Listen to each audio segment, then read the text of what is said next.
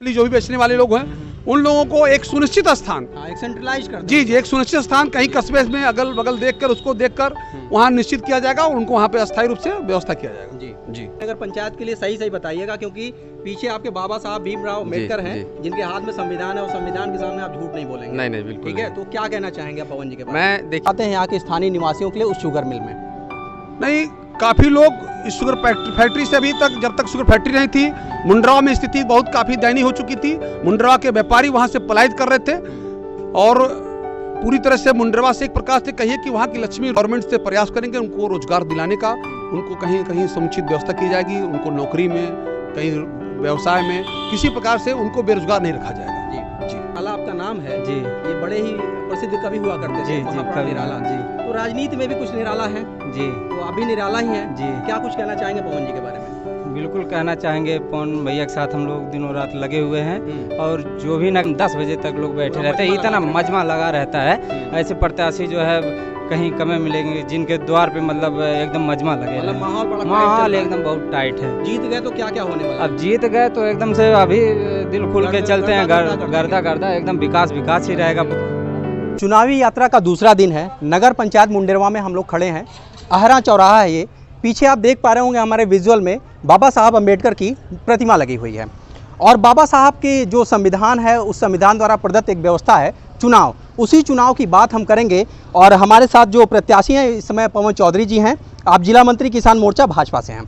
तो पवन जी, स्वागत हमारे चैनल पे और हम जानेंगे आपका मैनिफेस्टो क्या है, आपका विज़न क्या है। नगर पंचायत मुंडेरवा गठन हुआ है और हमारे ख्याल से पहला ये चुनाव है, तो ऐसे में आप लोग फील्ड में हैं, भावी प्रत्याशी हैं, आप क्या कहना चाहेंगे और क्या विज़न है आपका इस नगर पंचायत को लेकर? सबसे पहले मैं मीडिया कर्मी बंधु को, जो आपने अपना बहुमूल्य समय निकालकर हमको मौका दिया और हमसे जानना चाहा कि नगर पंचायत मुंडेरवा में क्या हो रहा है जी और क्या विकास होना है इस संदर्भ में, तो आपको मैं धन्यवाद देना चाहता हूं।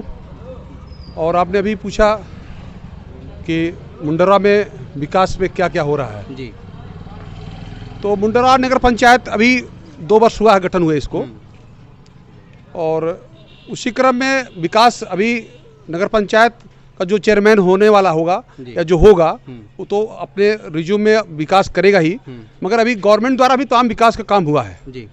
तमाम सड़कें, तमाम नालियाँ, तमाम खड़ंजा, तमाम बिजली वगैरह का काम भी हुआ है और आने वाले समय फिर और इससे अच्छा भी बेहतर काम होगा। आप किन मुद्दों पे चुनाव में अपना मैनिफेस्टो रख रहे हैं? सबसे पहले अपना मुद्दा है मुंडेरवा में एक कन्या इंटर कॉलेज का और एक कन्या डिग्री कॉलेज का जी और फायर स्टेशन का जी, ये मुद्दे आपके हैं। और फिर जो है इस तरह से और हम अपने पास मुद्दे हम बना के रखे हुए हैं, अपना मैनिफेस्टो है। मैं चाहता हूं कि जनता के सामने और हमारे दर्शकों के सामने आप अपना मैनिफेस्टो जो है क्रमवार पढ़ लें और ताकि मैं उससे प्रश्न भी आपसे कुछ कर सकूं। जी जी जी। तो मैंने बताया आपको, पहले क्रम में हमने रखा हुआ बालिका इंटर कॉलेज एवं डिग्री कॉलेज जी खुलवाने का प्रयास करेंगे। दूसरा है अपना स्वास्थ्य को लेके एक मिनी स्टेडियम अच्छा और एक ओपन जिम, अच्छा जिसमें स्थानीय लोगों को उसे स्वास्थ्य का लाभ मिले जी जी। और तीसरा है अपना ट्रेनों का ठहराव, एक्सप्रेस ट्रेनों का, जो क्या ट्रेनों का ठहराव अभी यहाँ पे नहीं हो रहा है? नहीं, एक्सप्रेस ट्रेनों का ठहराव पहले हुआ करता था, अब नहीं हुआ है। अच्छा, ये कोरोना के बाद से? कोरोना के बाद से बंद है। अच्छा अच्छा। तो उसी क्रम में एक्सप्रेस ट्रेनों का ठहराव के लिए हम मांग करेंगे और उसमें अभी आज के समय में जो है जो यात्री हैं या इस नगर पंचायत के क्षेत्र के जो अगल बगल के लोग हैं जिनको गंतव्य पे जाना होता है, वो अगल बगल के स्टेशनों पे जाके, जैसे खैलाबाद हुआ या बस्ती हुआ, इन स्टेशनों पे जाके अपनी यात्रा पूरी करते हैं। वो उनको असुविधा होती है, तो घर का करीब में बगल में स्टेशन है मुंडेरवा, तो वहाँ जाके अपनी यात्रा पूरी करेंगे और वहाँ से यात्रा शुरुआत करेंगे जी। वहाँ पे एक्सप्रेस ट्रेनों का जो ठहराव होगा उसी से यात्रा अपनी पूरी करेंगे और वहाँ शुरुआत करेंगे। आपने जिक्र किया फायर स्टेशन का, तो जब कभी इस क्षेत्र में आग लगती है, अमूमन हम लोग देखते हैं गर्मियों में जब आग लग जाती है, किसानों की फसलों में आग लग जाती है, तो मुख्यालय से जब यहाँ तक गाड़ियाँ आती हैं तो कितनी असुविधा होती है, कितना देरी हो जाने की वजह से यहाँ पे नुकसान होता है? नहीं, सूचना पाने पर भी लोग पहुंचते हैं, मगर विलंबता होती है, थोड़ा सा विलंब होता है। मगर यह है कि जब अपने कस्बे में, अपने नगर पंचायत में फायर स्टेशन खुलवा लेंगे हम लोग और खुल जाएगा, अपने मैनिफेस्टो में मैंने रखा हुआ है कि ये फायर स्टेशन जब अपने घर में, अपने नगर पंचायत में रहेगा तो तत्काल पहुंचेगा, उससे सुविधा मिलेगी, लोगों को तत्काल लाभ मिलेगा उसका। जब भी कहीं कोई आग की समस्या आएगी पहुंचकर उसको तत्काल निस्तारण किया जाएगा। इसके अलावा क्या क्या आपका विजन है?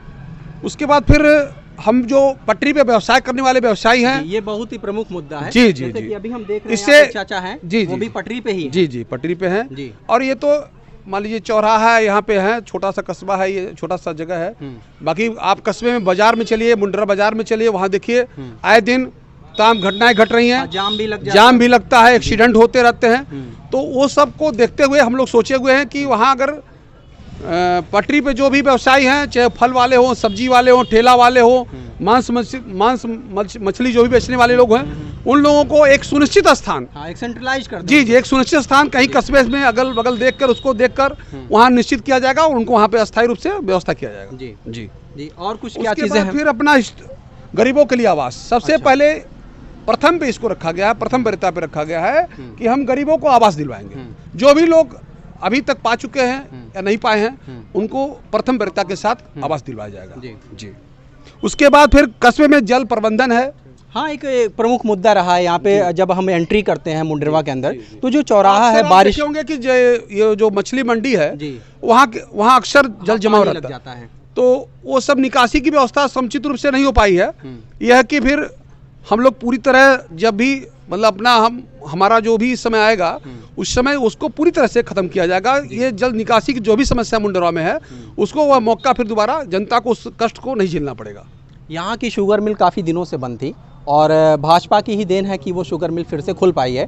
तो कितना आप रोजगार देख पाते हैं यहाँ के स्थानीय निवासियों के लिए उस शुगर मिल में?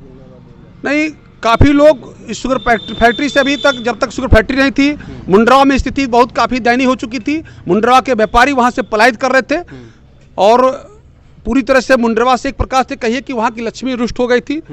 और जब से ये सरकार की व्यवस्था, इस सरकार की देन है कि जो है शुगर फैक्ट्री एक साल योगी जी महाराज जी ने एक ही साल के अंदर इसको घोषणा करके, और सरकारें आई और चली गई, उन्होंने घोषणा किया तभी इसकी काम नहीं हो पाया। यार इन्होंने घोषणा करने के बाद एक साल के बाद फैक्ट्री वहाँ पे बनी और यहाँ के स्थानीय लोगों को रोजगार और यहाँ के लोगों को यहाँ का गन्ना जो मेन मुद्दा है, गन्ने का जो लाभ का मुद्दा होता है, गन्ना जो विशेष रूप से किसानों का विशेष आय का स्रोत होता है, उसको लेकर काफ़ी यहाँ के किसान खुशहाल हो गए। जब से फैक्ट्री यहाँ से लगी तब से किसानों का और ये बहुत बड़ी समस्या साल हुआ। स्वास्थ्य एक प्रमुख मुद्दा है आज के समय का, और स्वास्थ्य में अगर हम देखते हैं तो माननीय प्रधानमंत्री मोदी जी की एक आकांक्षी योजना थी कि हर घर शौचालय होना चाहिए। इस कड़ी में अगर हम देखते हैं मुंडेरवा कस्बे में तो हमको कोई सुलभ शौचालय नज़र नहीं आता है।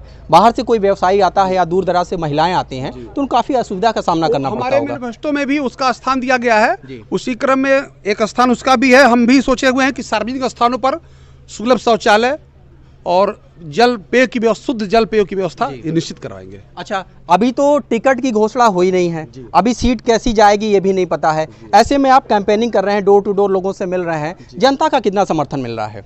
जनता का समर्थन पूर्ण रूप से हमको मिल रहा है और जनता हमको मतलब पूर्ण रूप से चाह रही है कि आप ही यहाँ से जो है दावेदारी करें और आप ही यहाँ से चेयरमैन हों, क्योंकि हमारा पूरा परिवार जो है आज सन 1960 से हम लोग कस्बे में रह रहे हैं और 1960 से हम लोग व्यापार कर रहे हैं और यहाँ पे हमेशा जनता की सेवा कर रहे हैं। तो जनता हमको जान रही है अच्छी तरह से, जनता हमको चाह रही है। राजनीति में आज के समय में युवा काफ़ी दखल कर रहा है, युवाओं का एक बड़ा वर्ग है जो राजनीति में बहुत ही अग्रणी भूमिका में है।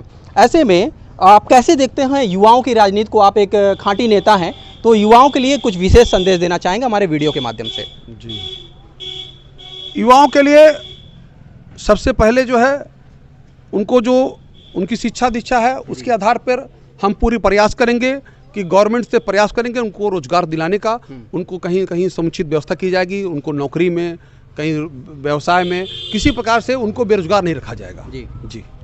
तो निश्चित रूप से पवन चौधरी जी हैं और आपने अपना मैनिफेस्टो जो इनका विज़न है, जो इनका गोल है, इस नगर पंचायत को लेकर अपनी बातें यहाँ पे रखी। यहाँ पे जनता का समर्थन मिल रहा है आपको, आपने बताया, और हमारे साथ जितने भी लोग हैं आपके समर्थन में यहाँ पे खड़े हैं और कुछ लोगों से और भी हम बातचीत करेंगे कि आपकी बातें हो गई और हम जनता से जानना चाहेंगे कि क्या मूड है जनता का और क्या जनता सोच रही है, क्या चाह रही है। सर, क्या नाम आपका?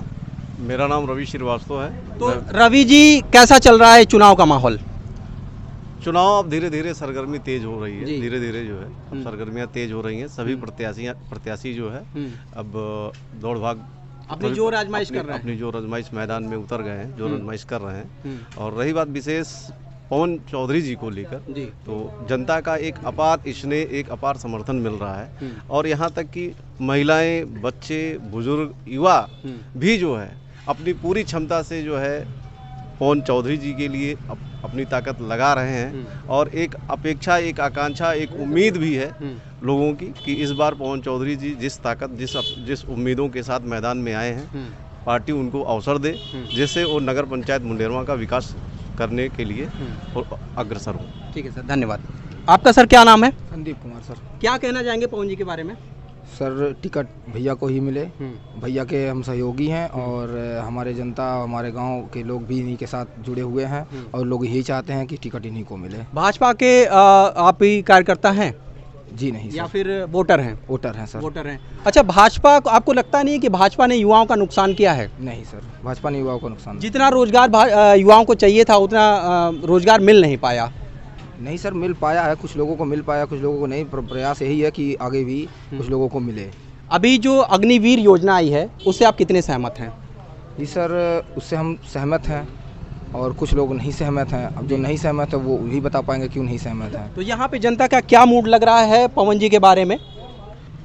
जनता इन्हीं को चाह रही है सर। अच्छा। और पूरा भरपूर सहयोग कर रही है और पूरा भरपूर इनके साथ है।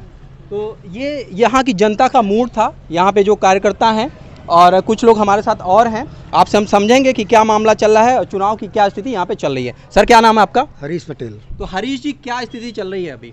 स्थिति यही है कि अगर पूरी जनता ये चाह रही है कि पवन भैया को टिकट दिया जाए, पवन भैया चुनाव लड़े, यहाँ के चेयरमैन बने, क्योंकि पूरे क्षेत्र की जनता की नज़र पवन भैया पे गड़ी हुई है कि सब लोग एक उम्मीद लगाए बैठे हैं कि अगर कोई हमारे नगर पंचायत का विकास कर सकता है तो पवन भैया कर सकते हैं।